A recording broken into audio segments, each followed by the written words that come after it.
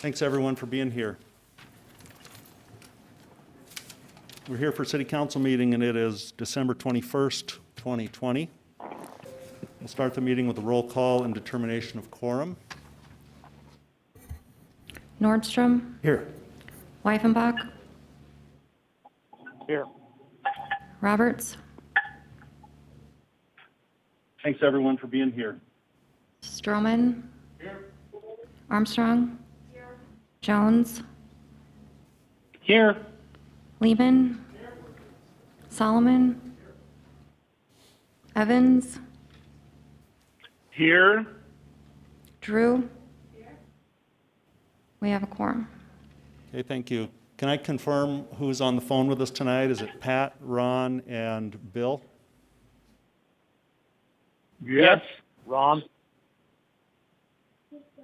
Yes, Bill.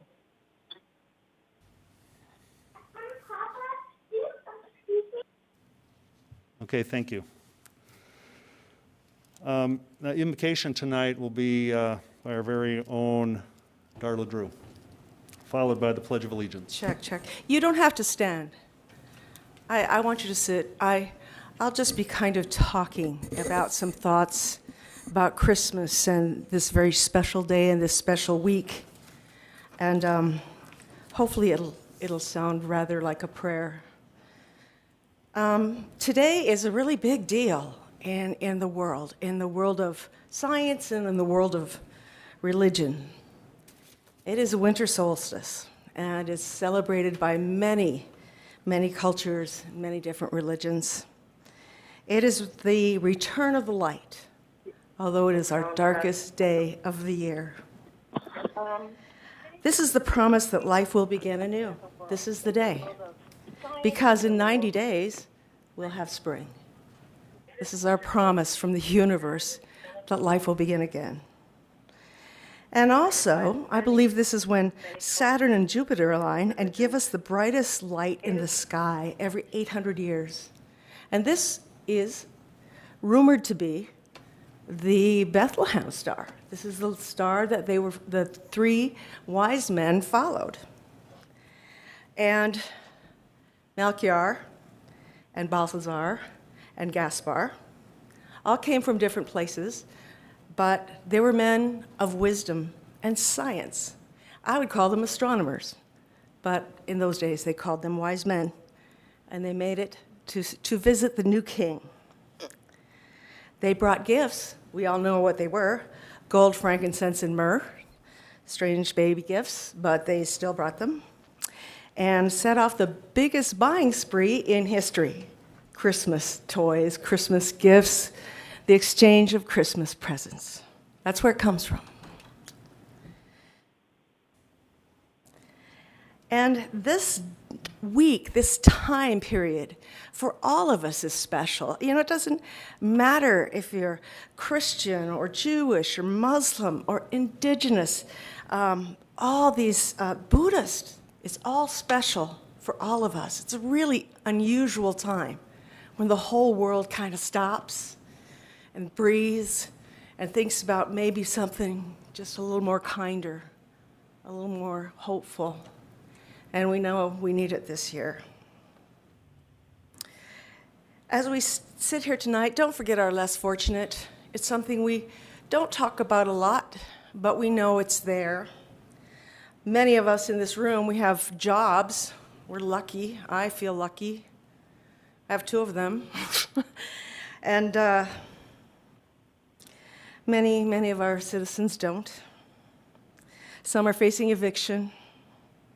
Others whose children would not have gifts unless it wasn't for charities that would give those gifts. And we all want to be good. We really do want to be good at this time of year. I believe that. But I don't always do it. And I know you don't always do it. I look at my friends' Facebook fundraisers and I go, dang, I really should give them at least $25, and then I don't, you know, because it's important to them, but then I forget. Or, you know, we see the little kids' trees and we should take a name off that, and we tell ourselves, yeah, I'm going to get a name this year, I'm going to get a name. And then somehow it slips away and it's a week of Christmas and it's just a little bit too late. We say, oh, I'm going to give more to charities this year. I've had a good year. I'm a lucky one. And then we might not.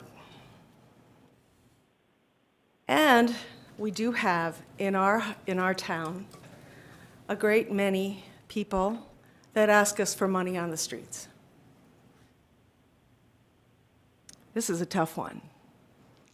Because I know when I'm driving my car up to that corner and I see there's a panhandler right at the corner, and I know I'm going to hit the red light and I'm going to have to sit there and look at that guy with a sign. You've done it. You've all done it. I don't want to be there. Oh, man.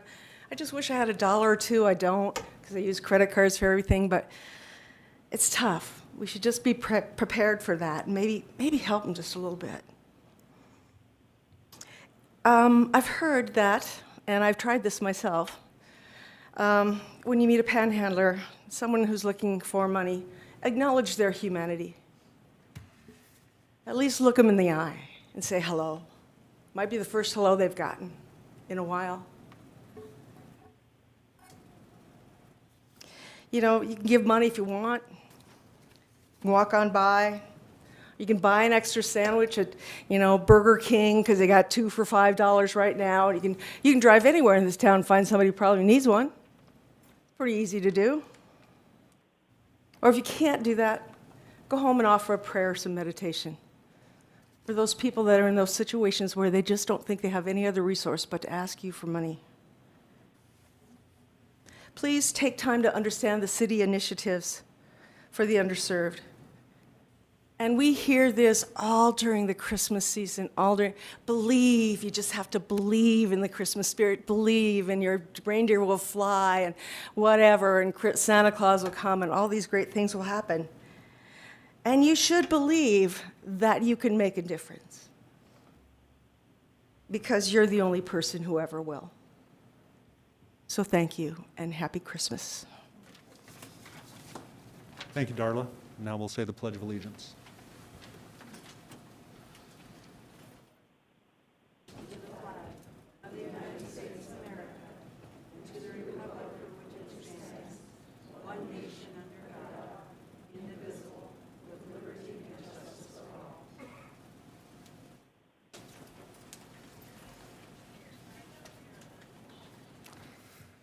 Now's the time for adoption of the agenda.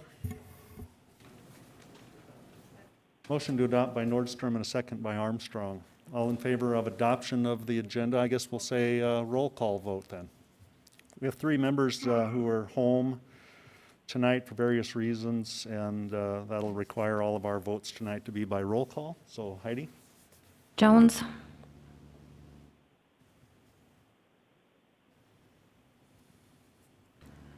Lehman. Solomon. Evans. Drew. Nordstrom. Aye. Weifenbach. Aye. Stroman. Aye. Armstrong. Motion passes. Okay, now we have a presentation from Annie Lloyd from the Recovering Communities of South Dakota Coalition. Welcome, Annie. Thank you. Greetings, everybody, and thank you, Darla, for that great tribute to this really fabulous day. This is my favorite day of the year, so there's great irony in talking about Recovery Communities of South Dakota today. You know, Recovery Communities of South Dakota has been around for about 4 years now. And what is it? We're an organization statewide. Our focus is on recovery. What does recovery mean? Well, in our community, specifically here in the Haysapa, we know that we've talked a lot about kids and death by suicide. We've talked about our meth challenges here. We've talked about gun problems here. Now we have COVID and all the aftermath that we're going to deal with in COVID. Recovery to me means that we find a way for us to work together toward having a culture of recovery, a culture that really bears in mind what you put forward today, right? You know, COVID has taught us a lot, and folks that suffer from the challenges that that some people refer to as addiction. So I grew up here.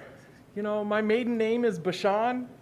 Went to school here, graduated from here, went on to college in the other part of the state, and then I had the opportunity to leave for 30 years and studied in Los Angeles and Phoenix, and then I came back here. Came back 8 years ago to take care of my mom. And when I came back, what I found was some of the same situations that existed that were here when I left. See, I was one of those kids that started drinking when I was 10 years old here. Yeah, 10 years old. I know some of you are sitting here thinking, man, no 10-year-old starts drinking. I started drinking when I was 10. It was tough growing up here. And, you know, I'm part of the Native Community Response Team today and part of connecting with our youth today. And I hear it from our kids. It's tough today. It's tough. It's tough growing up in Rapid City. It's tough growing up in this community. We don't have a lot to do. There's not a lot of honoring of a sacred way of living. And a sacred way of living for us is a life without drugs, without alcohol, a place where, you know, you feel like you're related to everybody, and an extended tioshpai, an extended family, you know. We don't always feel like that here. So Recovery Communities of South Dakota works with all these different organizations, building relationships, because that's the first part of it, right? We got to build relationships. Got to get to know one another. We've had lots of animosity in this community that has come out during COVID. And it's really just kind of brought the lid off the thing here in the community to say, man, there's a lot of things that we got to work on. And we can do that by hating each other and calling each other names, or we can sit down and have a conversation and learn about each other. See, the deal with alcohol, I don't think that's mine. Could be. No, it's not.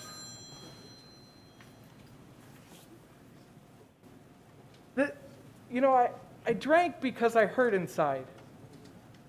And that's what I hear from the kids today. And they take the drugs because it's medicine for them. And then they can't stop. But lots of people have lots of judgment about that.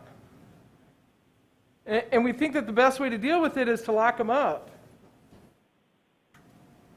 And, you know, I think even the chief would say that we haven't found great solutions in locking people up. That hasn't ended the problem.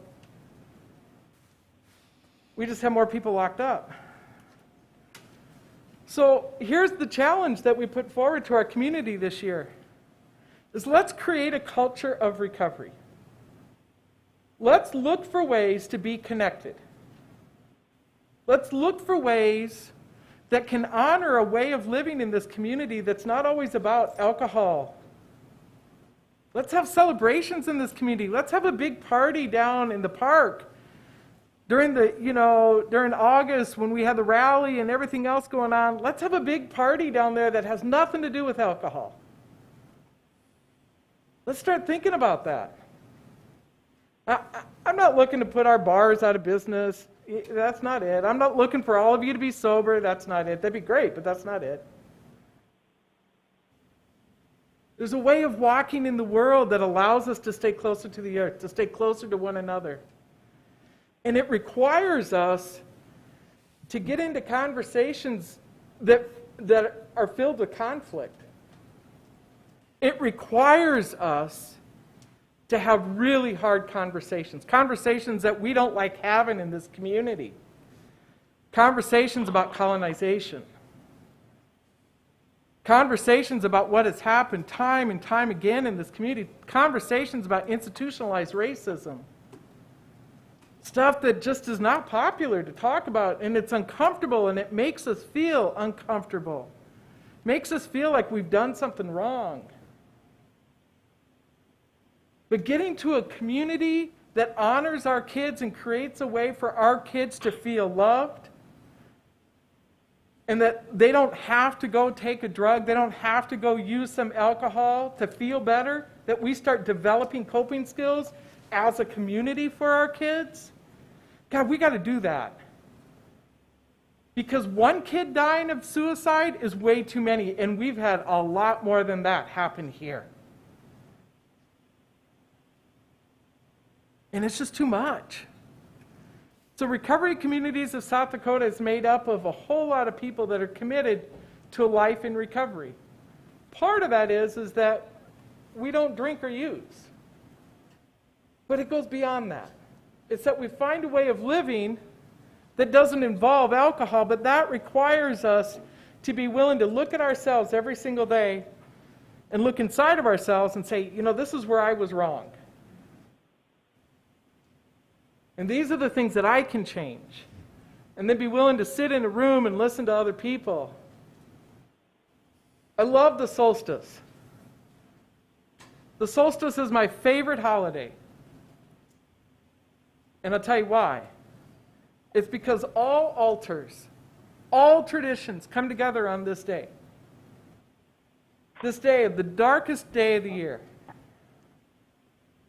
And we have an opportunity to take those darkness, that fear, that anxiety, that worry, that concern, and say, you know, these are the things that I've held on to, these are the resentments I've held on to, these are the fears I've held on to, and I can let go of them. And in doing that, we get to walk into the light. There's a whole lot of brilliant people in this community, and there's a whole lot of us that have come home. And we're not leaving. I'm not leaving. I'm not leaving no matter how hard it is to do things here. I'm not leaving. My partner's not leaving. My wife's not leaving. My family's not leaving. No matter how hard it is to do things here. Because I really believe in the mission and the vision and the purpose that we have in living this in this land. See, living on this red dirt up here, living in the Hesapa, the heart of it all, means that whether we recognize it or not, we've been given this most amazing gift. And that gift is that we get to grow up in this community of the most sacred place that there is. The oldest geological rock formations in the world. We're surrounded by all of our ancestors. So my wish to all of you is, I'm easy to find. I didn't bring a presentation tonight. I could have, but you know, we get tired of PowerPoints. Hopefully something I've said has touched you. You can look us up, Recovery Communities of South Dakota. Send me an email. Darla knows how to get hold of me. Lance knows how to get hold. I think everybody on the city council knows how to get hold of me. And if you don't, the chief of police can probably track me down. Or the fire chief. You know, all of us have a responsibility. Because we're all related, whether we want to be or not. And the thing about being related is you got to find a way to get along with each other. Because holidays roll around and you just got to deal with it, right? So my heart extends to all of you. May your families be blessed with health and wellness.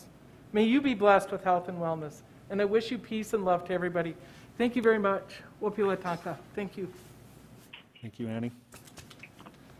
Now this takes us to general public comment. This is a time for members of the public to discuss or express concerns to the council on any issue not on the agenda. Action will not be taken at this meeting on any issue not on the agenda, except by placement on the agenda by unanimous vote of the council members present. And I'll remind the speakers, we have 3 minutes. You can go to the microphone up here. And I'll call on Tonchi Weaver first. Good evening, Council. I'm sure you've all read the paper already, even though it hasn't been published. And I must say that you just kind of can't help yourselves. You're still making lists.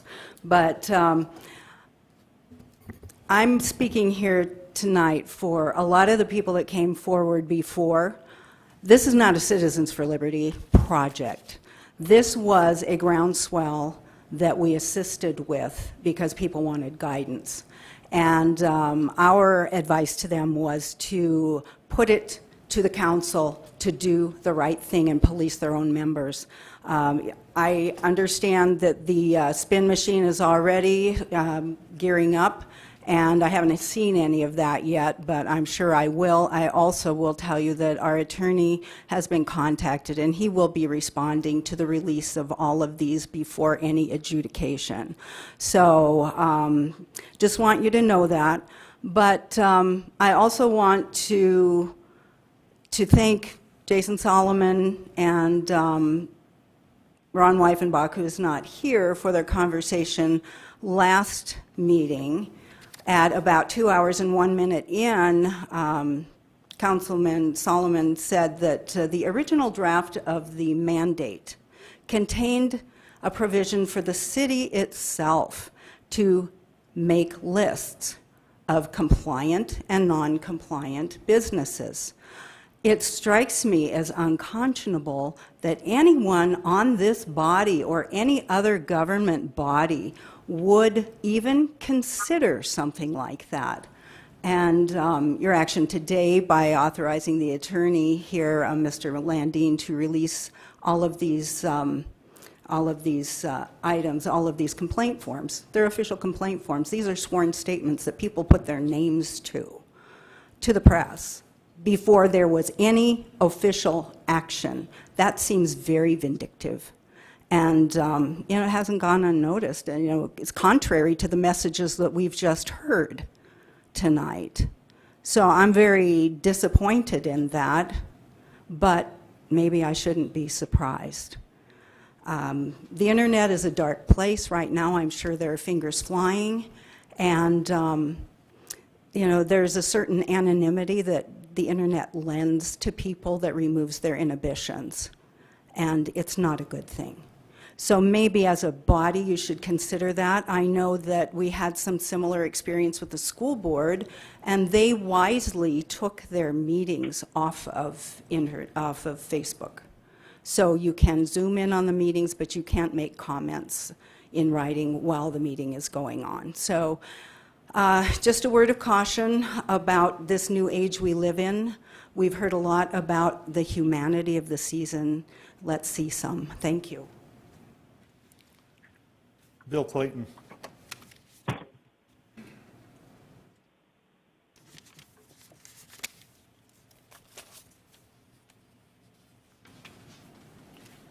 Mr. Mayor, City Council, I was one of the members who visited the City Attorney's office today to deliver over 90 notarized formal complaints. I'd like to read mine into the formal record, public record, excuse me. Laura Armstrong admitted to taking part in establishing a Facebook page called Caring Businesses of Rapid City.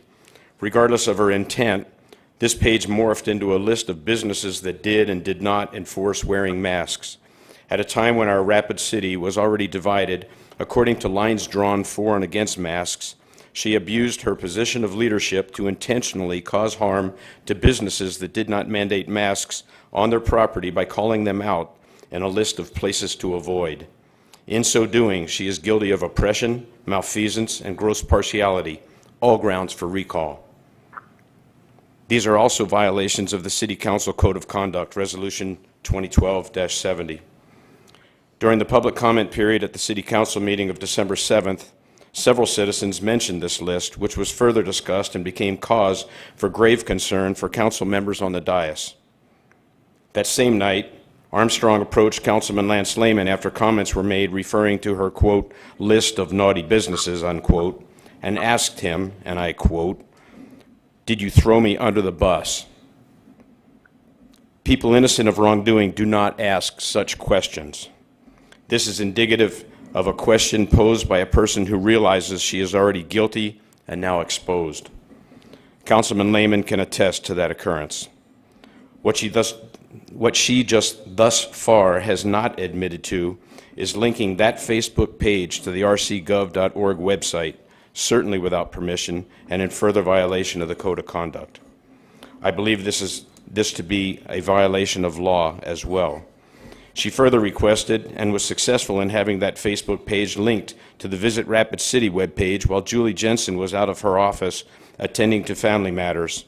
At the request of Councilman Ron Weifenbach, Mrs. Jensen removed the link. She will attest to the request made of her office personnel by Laura Armstrong. This is an abuse of office to further her own agenda. We need leaders and team builders on the City Council in Rapid City, not short-sighted, power-hungry misfits who would purposely damage businesses and the people employed there simply to fulfill a selfish quest for power and notoriety.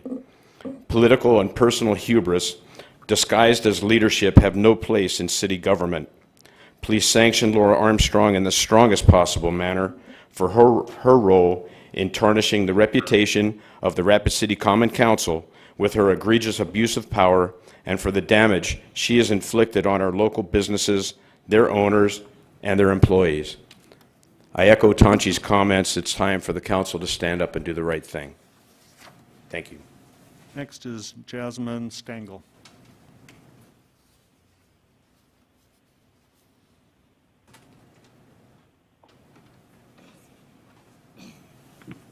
Hello.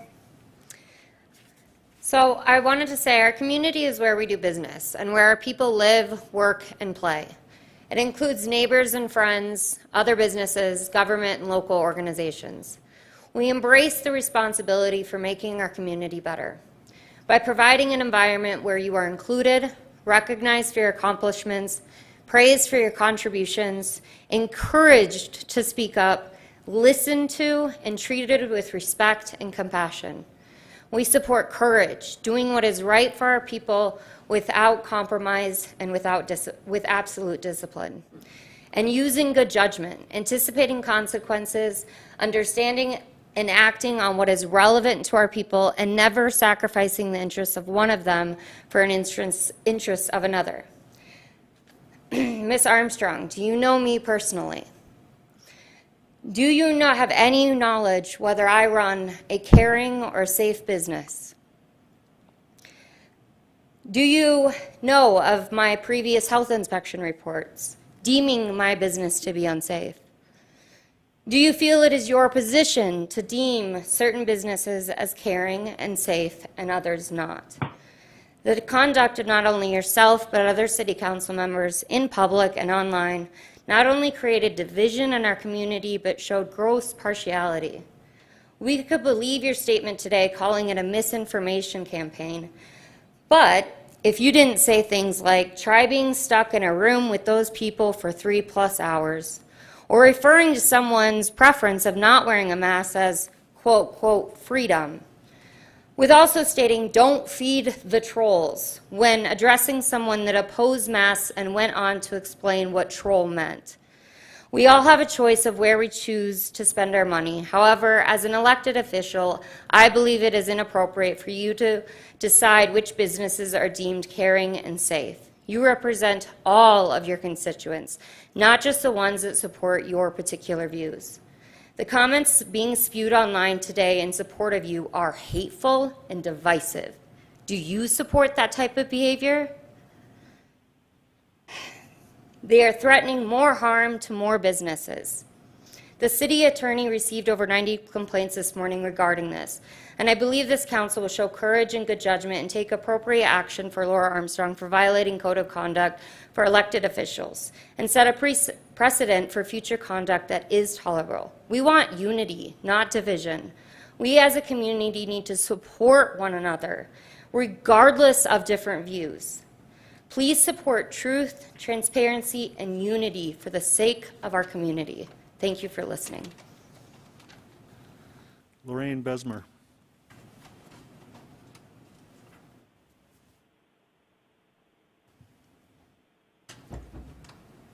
I am Lorraine Besmer. I live at 144 Viking Drive.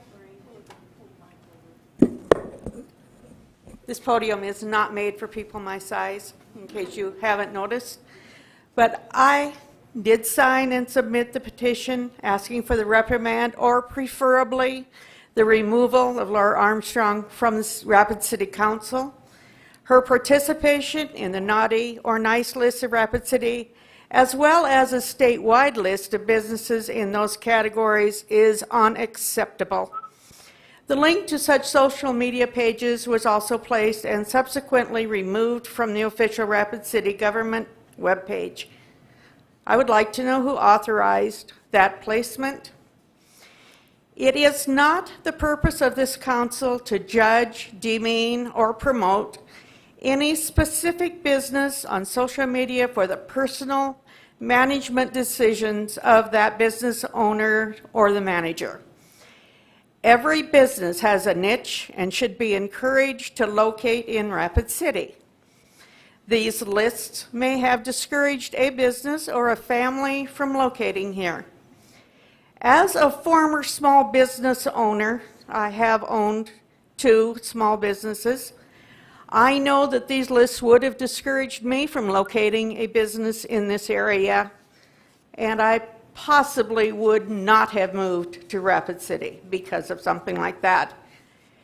Every business, every manager, every employee, and every customer is a taxpayer. These taxes help to pay the wages and other benefits of the mayor, the council, other officials, clerks, maintenance workers, all the way down to the groundskeepers, also our law enforcement, our firemen, as well as the funds to promote and maintain this city.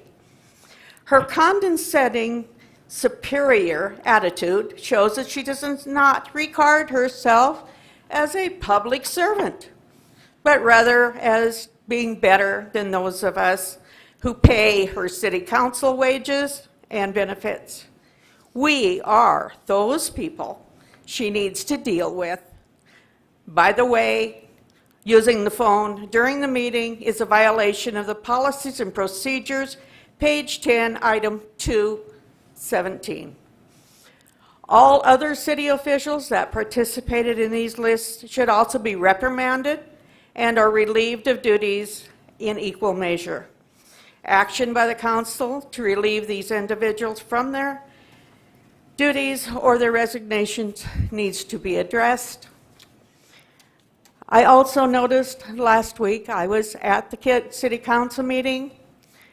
I was very disturbed by remarks made by Councilman Richie Nordstrom when he made some disparaging remarks about those who practice alternative medicine.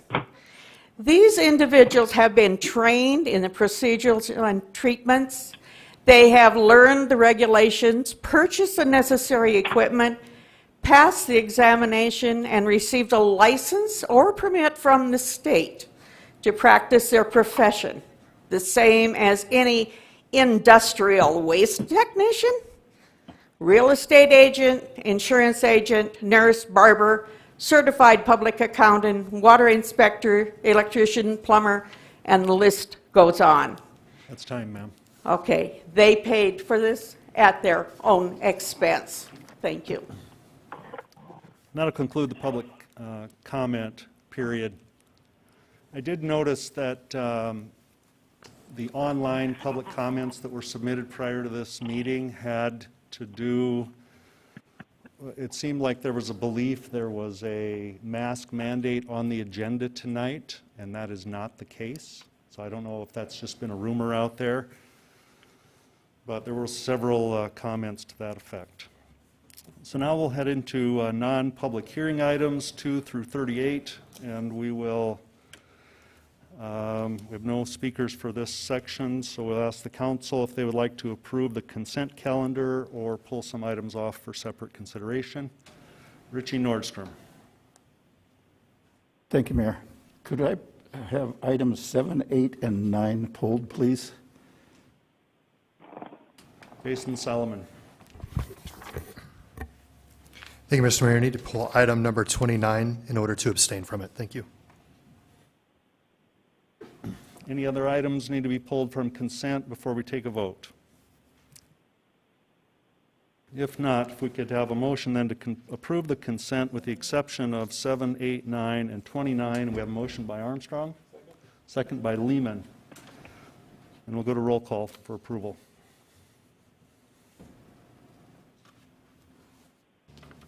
Stroman. Aye. Armstrong. Jones.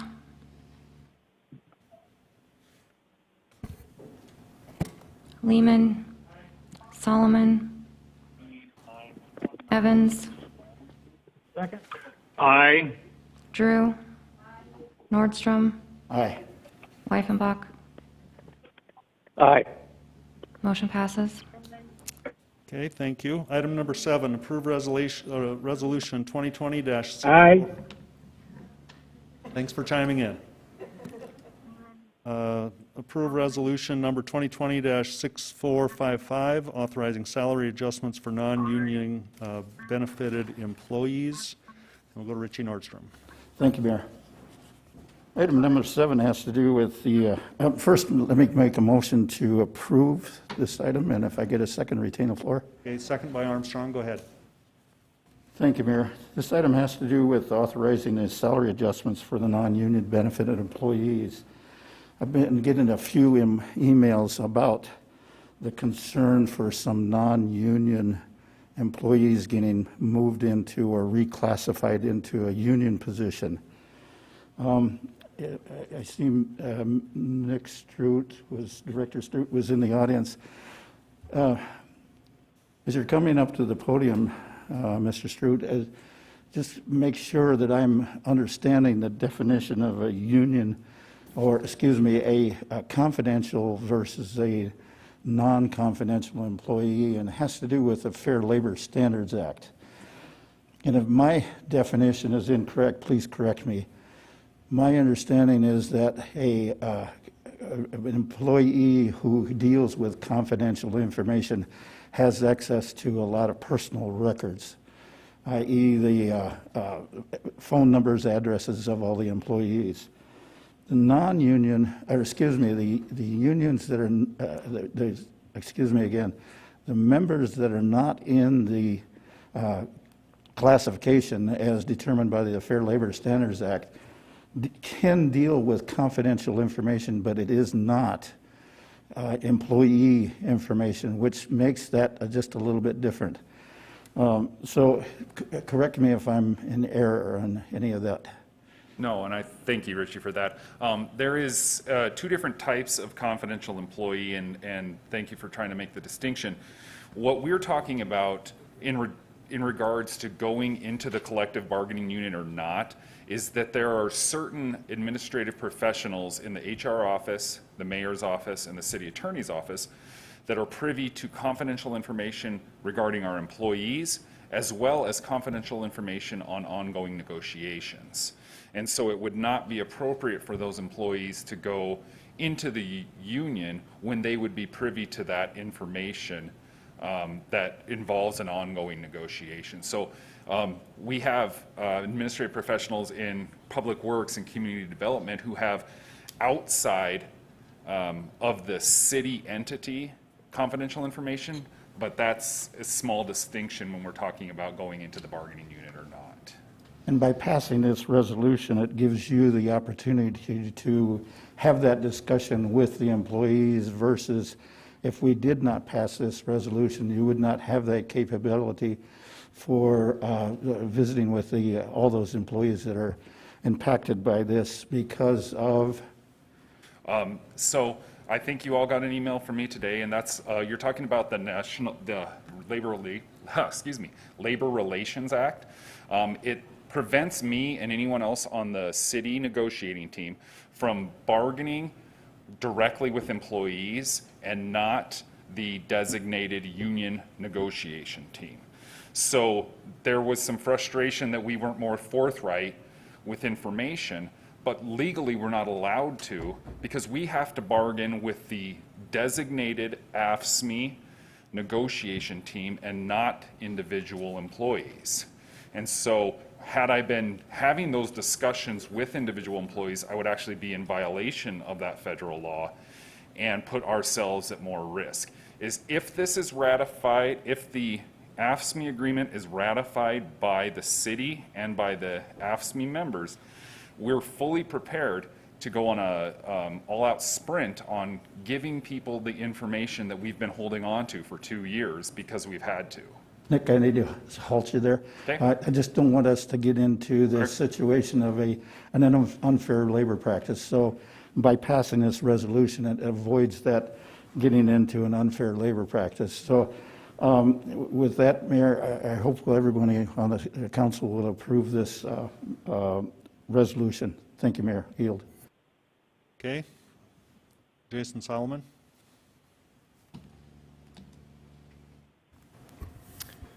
Thank you, and Merry Christmas to everybody. Before we get started, Nick, could I ask you or our City Attorney Jess Rogers a question regarding this move from union to non-union? So the question, as you come up, the employees who are affected by this move from non-union to union, is it fair to say they may feel like they were left out of any of the negotiation of the agreement that we are moving them in towards, but they feel like they didn't have proper representation in terms of any agreement that they're being moved into? Does that make sense? It's fair to say that none of the employees who are being moved are on the city management negotiating team. That is correct. In terms of having representation, I would say, I mean, they have the same representation that any union employee has, which they elect their leaders. And I understand it seems a little different because they weren't in the union. Before we go too far down this road, can I just clarify one thing? Right now, we're talking about the non-union resolution. It's the AFSCME contract that actually does the moving. So we're kind of on the wrong item right now. I just want to make sure everyone understands that. The non-union resolution doesn't move the employees. The AFSCME contract, which is the next item on the agenda, that's the one that moves the employees. So I just want everyone to be clear on that. Well, I can wait for that answer until we get to item 8. I mean, it's up to you. I just wanted to clarify when you're voting that you're not voting on moving the employees on the non-union resolution, just so you're aware. You tell me when to answer the questions. We'll wait till the right item. Okay, we have a motion for approval on item 7. We'll go to roll call then.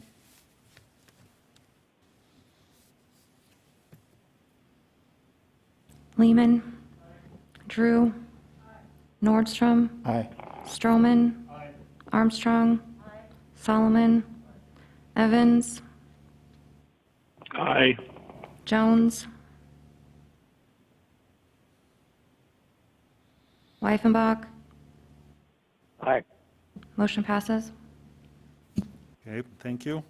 Item 8, authorize the mayor and finance officer to sign agreement between the local 1031 AFSCME Employees Union for the period. Aye.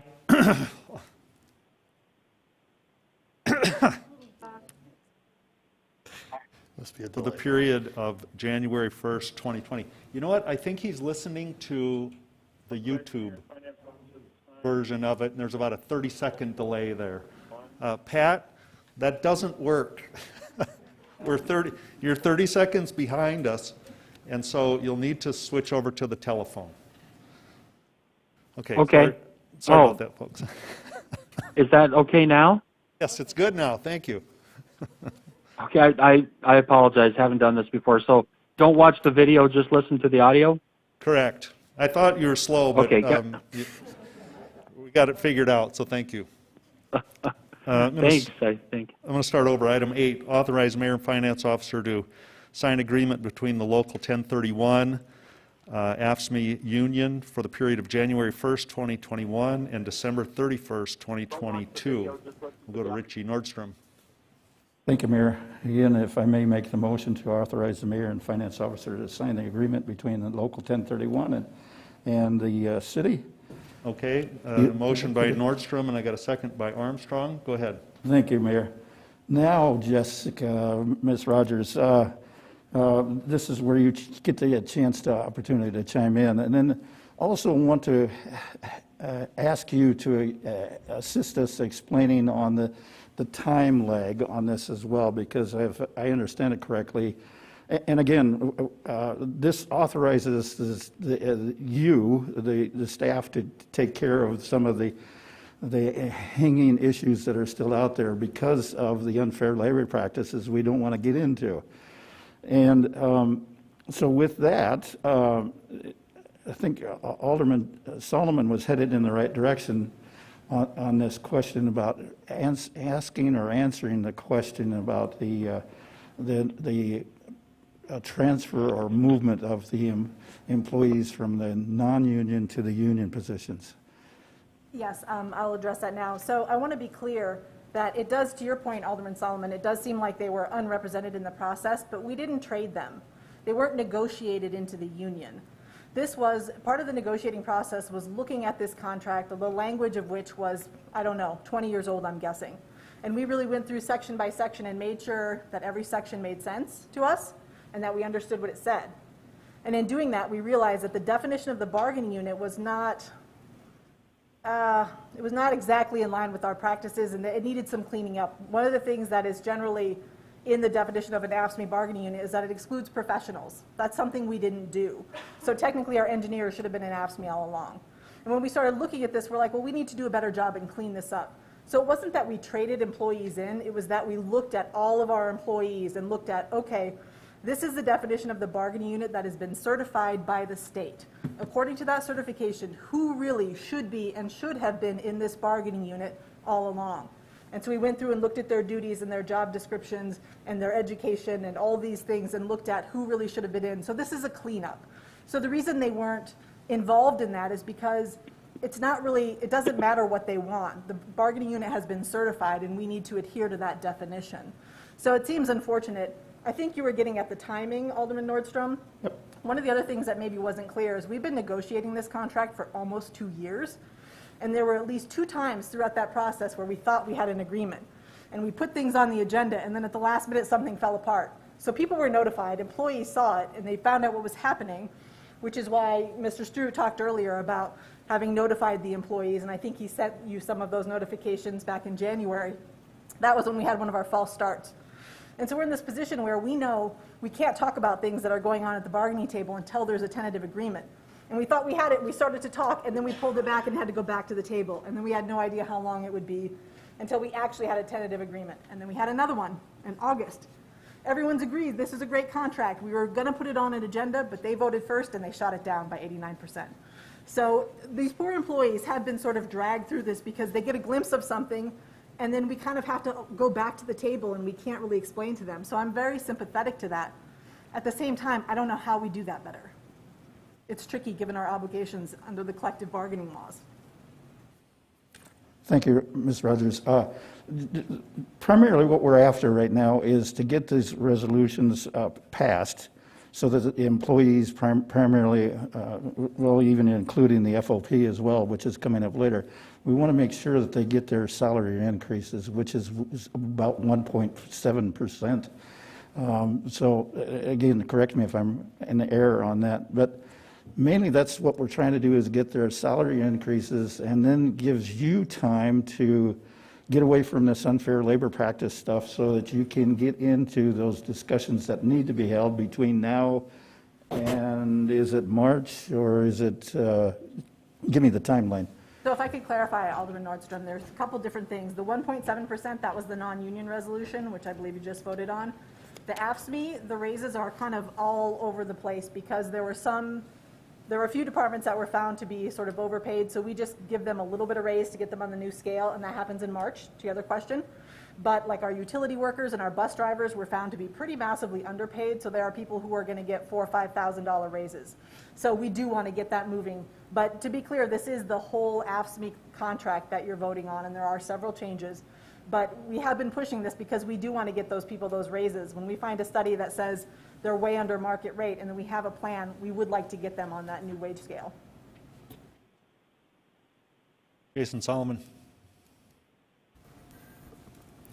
I would like to thank our HR director and as well as our city attorney for the clarification. We had a great email exchange to help me understand.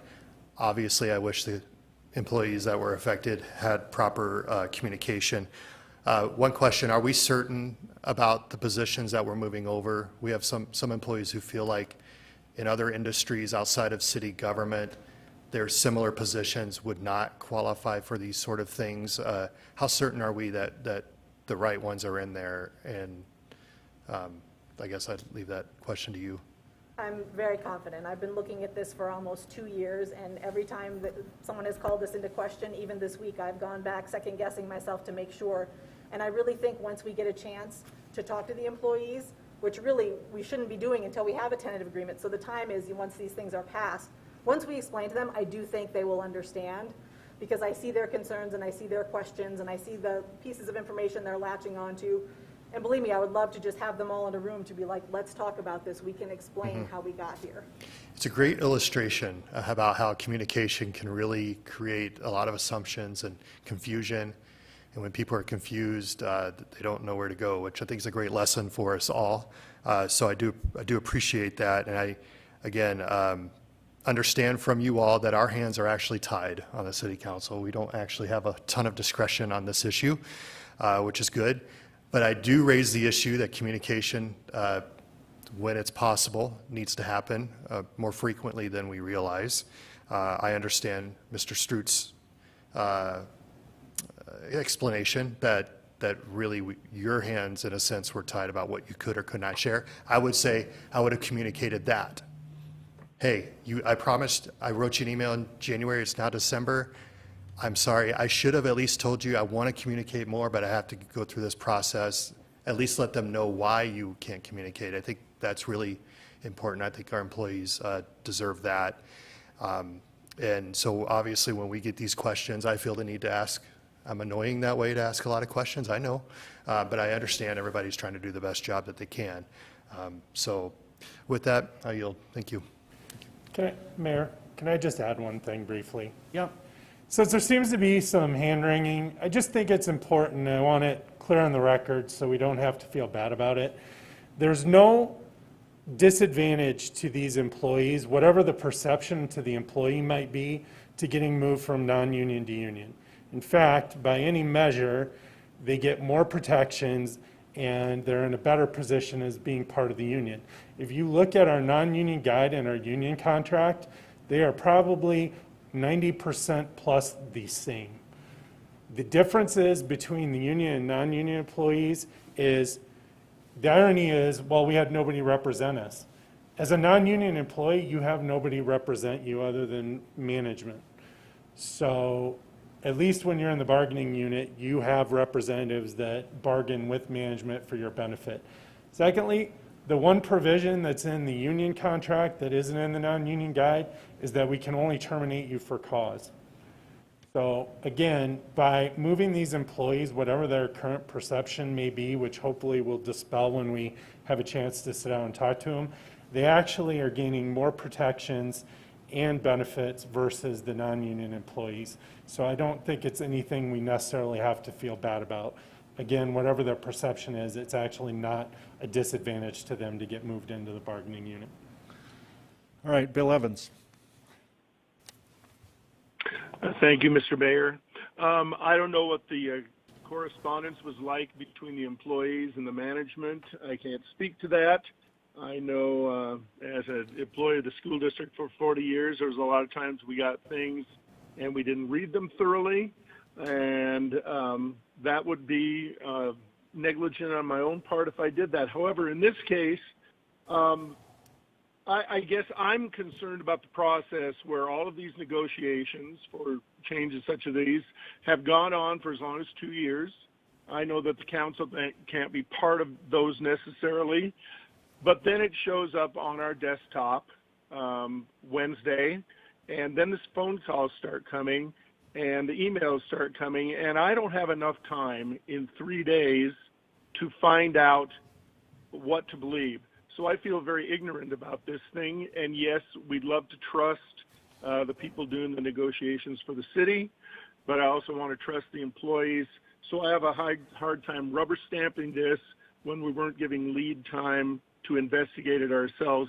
There's no reason why this couldn't have been dropped on our desk 2 weeks earlier, a month earlier. Evidently it's been going on for 2 years. We could have been informed this is an ongoing thing. Perhaps we were and I missed it. That's always a possibility, and I'll accept that if that's true. But I feel too ignorant about the topic right now to understand all the ramifications. I do know that in one situation in my own career of 40 years, something was voted on by the school board, and I was opposed to it, and a negotiation things that our negotiation people did not understand. But then I got a letter from the State Retirement Association pointing out that due to that, my final salary upon retirement in about 5 years would be $28,000 less than they had projected it to be. So I know there's long-term ratifications that go on for months, years, and 30 years as much if you're on a state pension, because of the multipliers and whatnot. So these salary negotiations are not to be taken lightly because they have long-term ramifications for people, their families, and their planning. So I'm going to vote no on this simply because I don't believe we as a council who's supposed to be rubber stamping it have been giving enough time, lead time to investigate all of the ramifications. Thank you very much. Greg Stroman. Thank you, Mayor. Ms. Rogers, am I correct that if we pass this resolution tonight, you still have work to do for the next 6 months to try to figure out where you're placing employees on the pay scale and so on and so forth? If I could, are you referring to the non-union resolution? Yes. Okay. We have some work to do in clarifying exactly where everyone goes, yes, and that placement doesn't happen until July 1st, so you are correct. And the reason we did that is because I didn't want to be standing here tonight with 2 union contracts and nothing for the non-union employees. So the things that we need to do between now and then are honestly things that we don't generally bring to you because it doesn't really affect the money spent. It just affects individual people may need some tweaks. And when we designed the scale, we knew that there were some people that would need to be promoted if they were worthy of going to the next level. And we just haven't rolled that out yet because, like I said, we just wanted to get the non-union group something when they saw that these other groups, if you pass them, were getting raises. So that is correct. Okay, so in this remaining part of the process for the next 6 months, will you be consulting with the department heads and the directors about where their employees that are working under them will fall? Oh, absolutely. I've already, when I first brought this plan to the department director group and the mayor before you'd ever heard about it, that's the first thing I said is, this is basically a rough plan. Some of these positions I have a lot of confidence in, some of them I don't. And I've already talked to specific department directors about specific positions. Nick and his office are already working on specific positions that we know need a second look. So a lot of them are already aware of sort of the problem children in their departments and who those are. Okay, thank you. That's all I have. Ron Weifenbach. Thank you, Mr. Mayor, and I appreciate what Mr. Evans has said too, and I think that they've worked on it for long, and I think they understand it. And I've had some conversations with Nick. The one thing I'd like to know for me to support this is I'd have to understand that once this went through, that there was real rigid conversations with the people who are being affected, and now that they're able to speak freely about the negotiations or whenever that point would be. I don't know exactly when that point would be, so I guess, Mr. Mayor, my question would go out to Nick and his crew as if they could commit to having some extensive conversations with the people that are getting affected so they understand how it affects them and they get a pretty good feeling of how that will happen. Thank you, Ron, and thanks for the conversation that we had.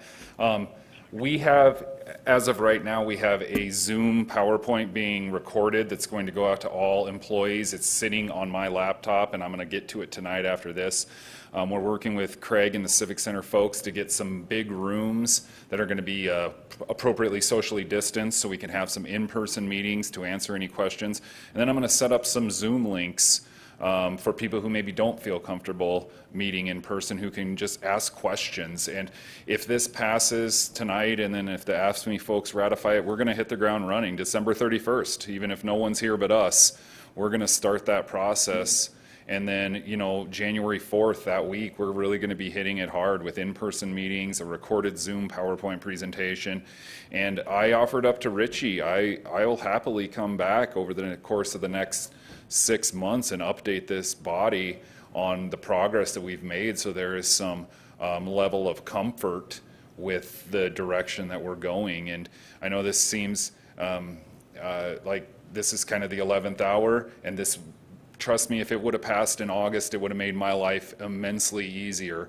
But that's sometimes the breaks of the game, and it didn't happen that way. And so I will do everything, including meeting one-on-one with any employee that wants to meet with me, to make sure that they understand what's going on with these changes. And so once this is ratified, if it is ratified, you'll have to give me a small leap of faith, but that's my job, and I need to educate people and make them feel as comfortable as possible. I'll be working with the city attorney's office, and I've already had conversations with Ken in community development today about some upcoming meetings we're going to hold with them. So it's coming, and I wish it was August and we were talking about a January implementation, but that's just not where we're at. And but I hope that answers your question, sir.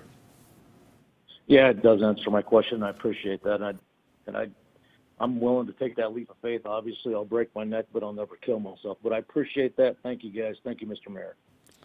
Jason Solomon.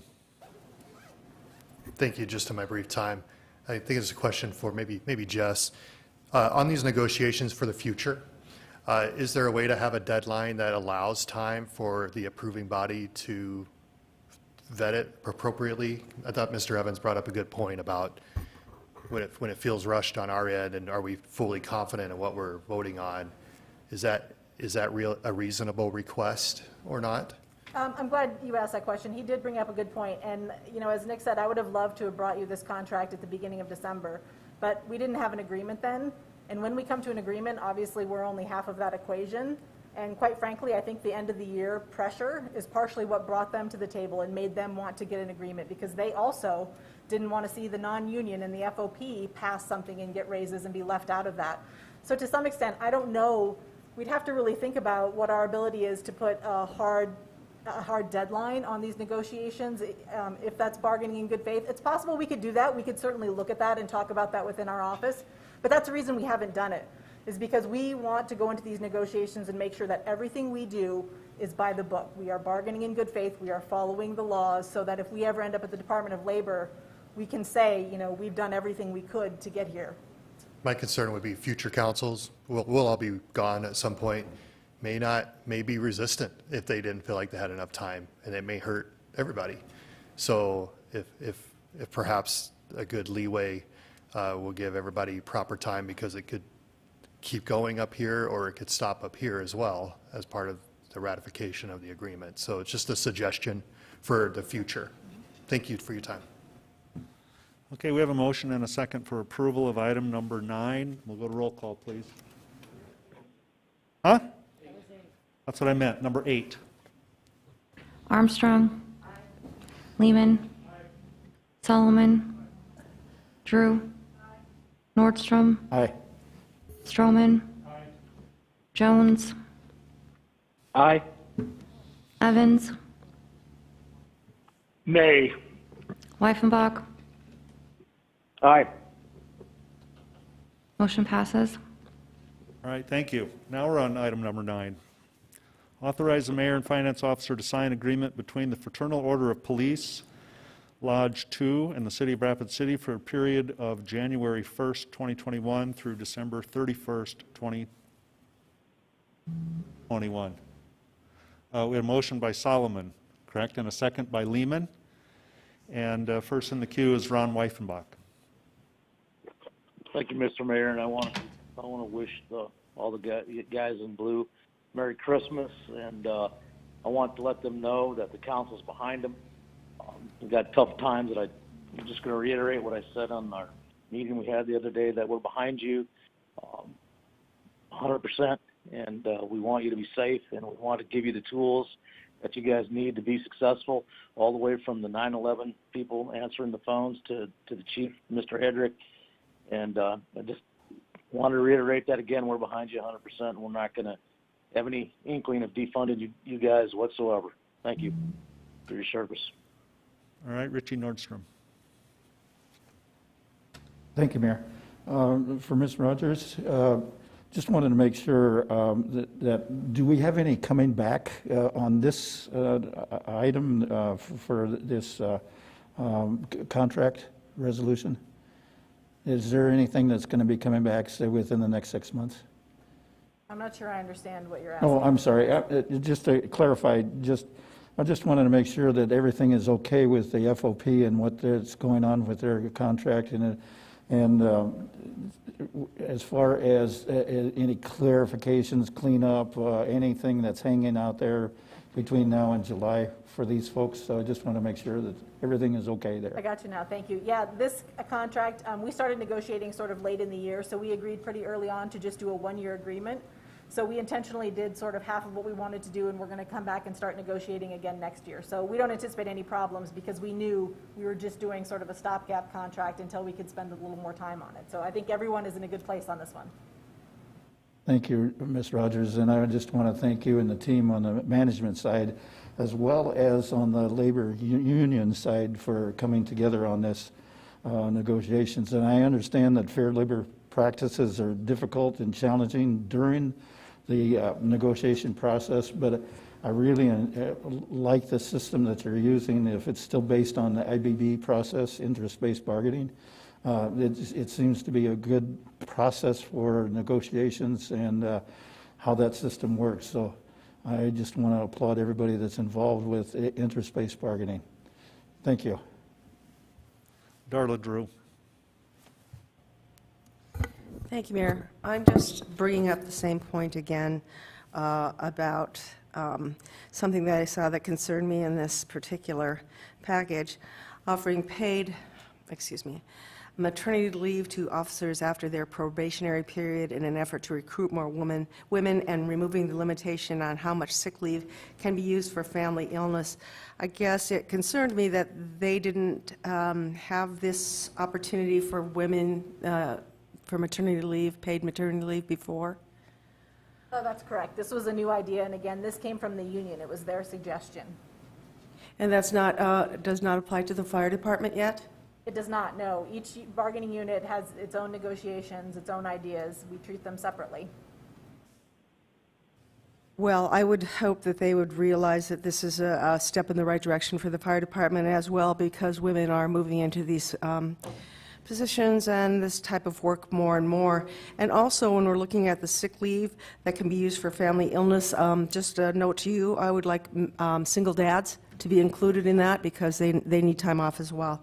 So when you're looking at that for future, just think about the guys that have to stay home with kids too. If I could give you just a quick clarification that changing the how much sick leave you can use for your family, that change was also made in the AFSCME contract for all employees, recognizing that most employees actually use their sick leave for their children rather than themselves. So Okay. that is something that was also done in the AFSCME contract.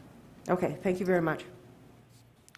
Okay, we have a motion and a second to approve item number 9. So roll call, please. Drew. Aye.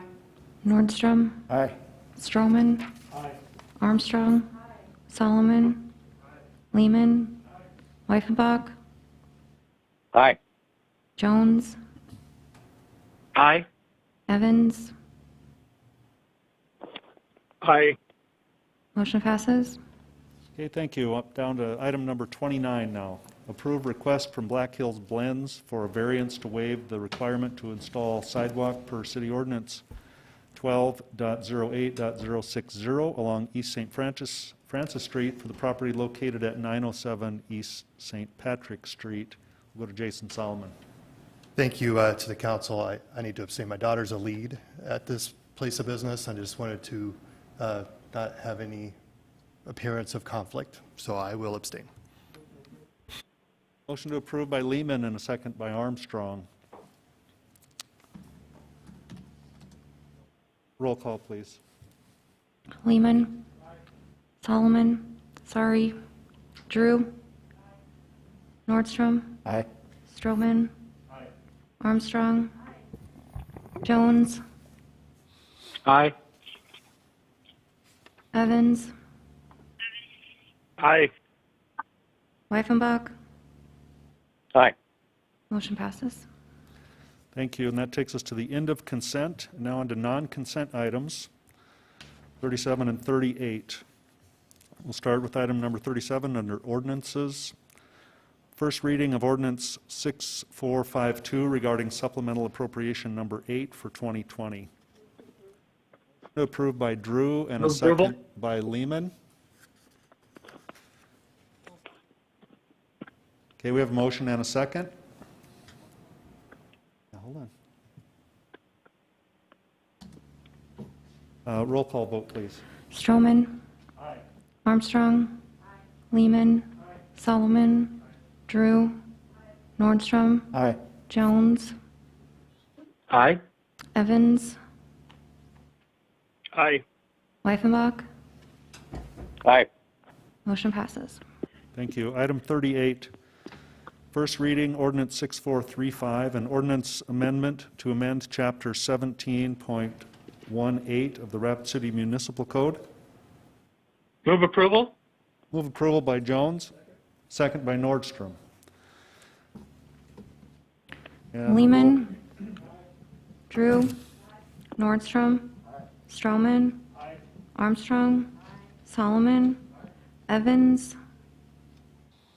Aye. Jones. Aye. Wyffenbach. Aye. Motion passes. Thank you. On to public hearing items 39 through 43. We don't have any speaker requests for these items. So we'll go straight to consent public hearing items 39 and 40. Motion to approve consent items by Lehman and a second by Armstrong. Armstrong. Roll call, please. Lehman. Solomon. Drew. Nordstrom. Aye. Stroman. Jones. Aye. Evans. Aye. Wyffenbach. Aye. Motion passes. Okay, thank you. Non-consent public hearing items 41 through 43. Item 41, second reading, ordinance 6450. An ordinance amending section 17.06 of chapter 17 of the Rapid City Municipal Code, a request by Tony Marshall for Table Rock Incorporated for a rezoning request from low-density residential district 2 to medium-density residential district for property generally described as being located at 2829, 2833, 2837, 2841, and 2845 Horizon Point. Motion approved by Solomon and a second by Lehman. Roll call, please. Lehman. Solomon. Drew. Nordstrom. Aye. Stroman. Armstrong. Jones. Aye. Evans. Aye. Wyffenbach. Aye. Motion passes. Thank you. Item 42, second reading, ordinance 6451, an ordinance amending section 17.06 of chapter 17 of the Rapid City Municipal Code, a request by Ferber Engineering Company for B2 Holdings for a rezoning request from planned unit development to general commercial district for property generally described as being located at 2233 and 2341 North Elkvale Road. Motion approved by Drew and a second by Nordstrom. Roll call. Stroman. Armstrong. Lehman. Solomon. Drew. Nordstrom. Aye. Jones. Aye. Evans. Aye. Wyffenbach. Aye. Motion passes. Thank you. Item 43, approve resolution 2020-087, a request by Fisk Land Surveying and Consulting Engineers for Rapid City Club for Boys for a vacation of right-of-way for property generally described as being located at 320 North 4th Street. Move approval. Okay, motion to approve by Solomon and a second by Jones. Roll call, please. Lehman. Drew. Nordstrom. Aye. Stroman. Armstrong. Solomon. Evans. Aye. Jones. Aye. Wyffenbach. Aye. Motion passes. Thank you. Item 44 is the bill list, and we'll go to Finance Director Pauline Sumption. Thank you, Mr. Mayor. There are no additions to the bill list, so the total is that which is attached at $6,352,035.50. Okay, a motion by Nordstrom and a second by Stroman, and we'll go to Darla Drew. Thank you, Pauline. I just had a quick question for you here. I saw there were some RSVP charges on there. Now, if I'm remembering correctly, that is from their grant at this point still? Correct. With the COVID coming in, we don't have our matching requirements, again, like most of the grants that we've gotten. So, yep, it's all grant money. And will that run out at the end of this year, or when does that Their retire? grant year actually ends March 31st, Okay. and so we're in the process of re-upping. Okay, all right, thank you very much. Okay, motion and a second. We'll go to roll call. Lehman. Drew. Nordstrom. Aye. Stroman. Armstrong. Solomon. Evans. Aye. Jones. Aye. Wyffenbach. Aye. Motion passes. Okay, thank you. Does anyone have an objection to adjourning this meeting? Then we are adjourned. Thank you, everyone.